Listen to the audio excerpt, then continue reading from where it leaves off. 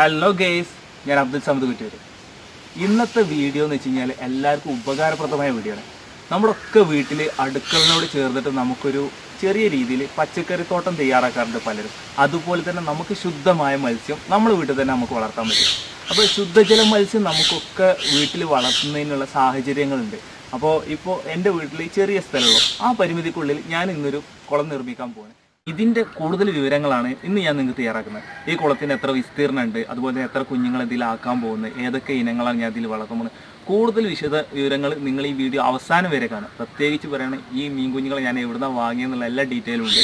അപ്പോൾ തീർച്ചയായിട്ടും എൻ്റെ ചാനൽ എല്ലാവരും സബ്സ്ക്രൈബ് ചെയ്ത് സപ്പോർട്ട് അറിയിക്കുക. ഈ വീഡിയോ അവസാനം വരെ കാണുക. ഇപ്പോൾ നമ്മൾ കുളത്തിൻ്റെ വീതി അളക്കാൻ പോകട്ടോ. ഇപ്പോൾ വീതി അയച്ച് വരുന്നത് നമുക്ക് ഏകദേശം വരുന്നത് 110 സെൻറ്റിമീറ്റർ വരുന്നുണ്ട്. ഇങ്ങനെയുള്ള വീതി 110 സെൻറ്റിമീറ്റർ വരുന്നുണ്ട്.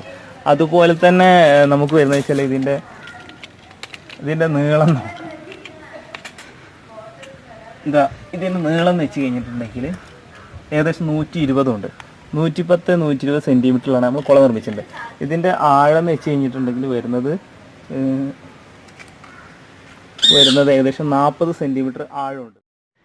മീൻ കുഞ്ഞുങ്ങളെ നമ്മൾ കുളത്തിൽ നിക്ഷേപിക്കാൻ പോവാണ്. അപ്പോൾ നമുക്ക് മീൻ കുഞ്ഞിൻ്റെ അളവ് എത്ര വരുന്നുണ്ട് നോക്കാം. ഏകദേശം ഇതിൻ്റെ വരുന്നത് 4 മുതൽ 5 സെൻറ്റിമീറ്റർ നീളമുള്ള മീൻ കുഞ്ഞാണിത്. വാളയാണ് ഇനം. നമ്മളിപ്പോൾ മെയിനായിട്ട് നമ്മളിവിടെ നിക്ഷേപിക്കാൻ പോകുന്ന വാളയാണ്. പിന്നെ അതുപോലെ തന്നെ നമ്മൾ കുളം നിർമ്മിച്ചിട്ടുള്ളത് വേസ്റ്റ് ഫ്ലക്സ് യൂസ് ചെയ്തിട്ടാണ്. 4 സൈഡ് കെട്ടിപ്പൊക്കിയ മതിൽ കെട്ടിനകത്ത് വേസ്റ്റ് ഫ്ലക്സ് നമ്മൾ ഇറക്കി വെച്ച് വെള്ളം നിറച്ചു.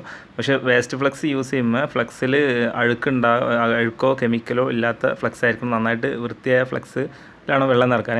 നമ്മൾ താർപ്പായ യൂസ് ചെയ്തിട്ട് പലരും ഇങ്ങനെ കുളം നിർമ്മിക്കാറുണ്ട്. അപ്പോൾ ഇത്തരത്തിലുള്ള കുളങ്ങളിൽ വളർത്താൻ പറ്റിയ അനുയോജ്യമായ മീൻ വാളയും നട്ടറും തിലോപ്പിയൊക്കെയാണ്. മറ്റുള്ള മീനുകൾക്ക് അത്ര വളർച്ച കിട്ടില്ല. ഈ മീൻ തന്നെ പുറത്ത് ഒരു സാധാരണ കുളത്തിൽ വളരുന്ന വളർച്ച ഇതിലൊരിക്കലും കിട്ടില്ല എന്നറിയാം. പക്ഷെ നമ്മൾ പരീക്ഷണാടിസ്ഥാനത്തിൽ ചെയ്യാണ്. അപ്പോൾ തീർച്ചയായിട്ടും നിങ്ങൾ ഈ വീഡിയോ അവസാനം വരെ കാണുക.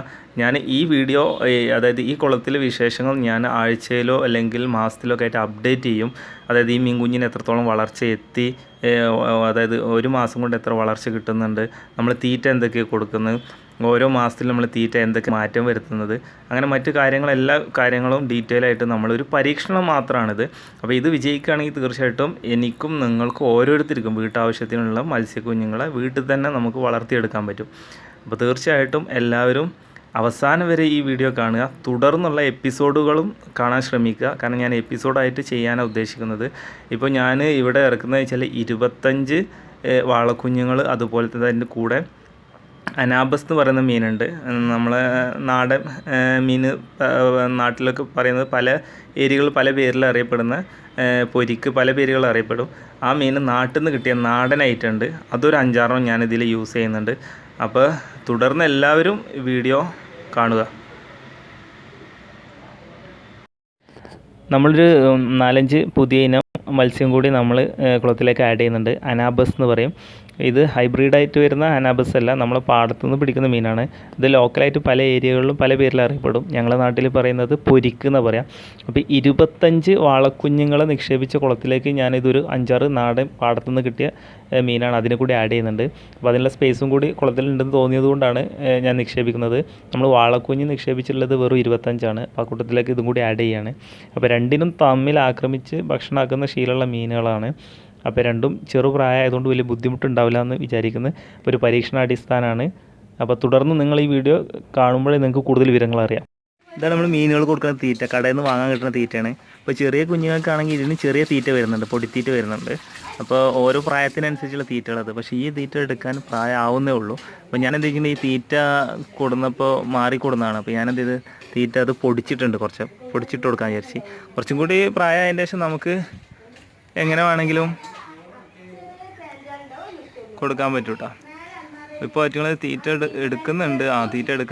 തീറ്റ എടുക്കാൻ ചെറിയ മടി കാണിക്കും ചിലപ്പോൾ. കാരണം നമ്മൾ പെട്ടെന്ന് വാങ്ങിക്കൊടുന്നിട്ട് ഇപ്പോൾ കുളത്തിലേക്ക് മാറ്റിയിട്ടുള്ളൂ. അത് കാരണം ഒരു ബുദ്ധിമുട്ടുണ്ടാവും.